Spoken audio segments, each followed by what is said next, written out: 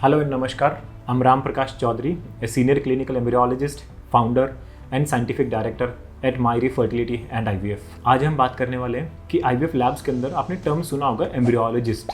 Embryologist कौन होते हैं, क्या उनकी क्वालिफिकेशन होती है और उनका IVF सेंटर में क्या काम होता है। ये एक छोटा सा इंट्रोडक्शन उन सब लोगों के लिए है जो कि IVF प्रोसेस के थ्रू जा रहे हैं, तो उनके लिए बहुत महत्वपूर्ण जानकारी है कि जब भी आप फर्टिलिटी क्लिनिक चूज करते हैं तो आप बहुत सारी चीजें आपके दिमाग में होती है कि क्लिनिक कैसा होगा, वहाँ पे हमारा सक्सेस होगा कि नहीं होगा, वहाँ पे कौन डॉक्टर है। बट बहुत कम लोग जानते हैं कि डॉक्टर के साथ साथ एक एम्ब्रियोलॉजिस्ट का भी बहुत महत्वपूर्ण रोल होता है इसमें। तो आज हम यही बात करने वाले कि एम्ब्रियोलॉजिस्ट कौन होते हैं। एम्ब्रियोलॉजिस्ट वो लोग होते हैं, इनको हम IVF साइंटिस्ट भी बोलते हैं, और वो लेबोरेटरी पर्सनल होते हैं जो कि back of the door IVF labs के अंदर काम करते हैं। जो एम्ब्रियोलॉजिस्ट जो होते हैं उनकी लाइफ साइंस के अंदर पोस्ट ग्रेजुएशन होती है, PhD होती है, या फिर कुछ लोग MBBS करके MSc क्लिनिकल एम्ब्रियोलॉजी के अंदर भी करते हैं और उसके बाद वो एम्ब्रियोलॉजी को अपना करियर चूज करते हैं। तो एम्ब्रियोलॉजिस्ट का जो रोल होता है वो स्टार्टिंग फ्रॉम काउंसलिंग पार्ट, क्योंकि जब आप एक IVF साइकिल की जर्नी के थ्रू जाते हैं तो उसमें डॉक्टर का जितना इंपॉर्टेंट रोल होता है उतना इंपॉर्टेंट रोल एक एम्ब्रियोलॉजिस्ट का भी होता है। तो जब आप अपना साइकिल करवाते हैं तो आप एम्ब्रियोलॉजी काउंसलिंग भी कर सकते हैं उनके साथ, और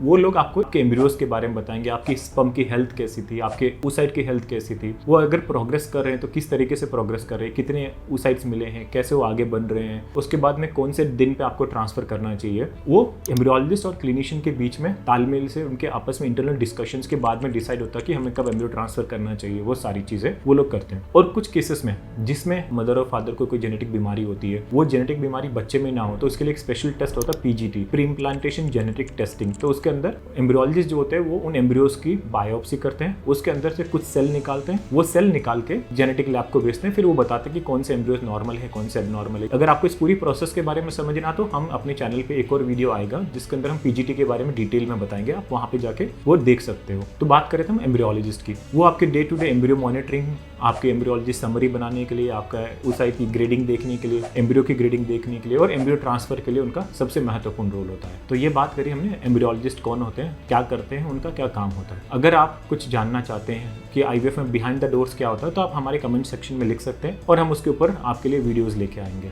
और अगर आपको एम्ब्रियोलॉजी के बारे में या फील्ड IVF के बारे में या आपकी पुरानी एम्ब्रियोलॉजी रिपोर्ट को डिस्कस करना तो आप हमारे एम्ब्रियोलॉजिस्ट के साथ डिस्कस कर सकते हैं, हमारे ऑनलाइन कंसल्टेशन के थ्रू आप कर सकते हैं। और अगर आप नोएडा नियर बाय हैं तो आप हमारे क्लिनिक पे आके विजिट भी कर सकते हैं।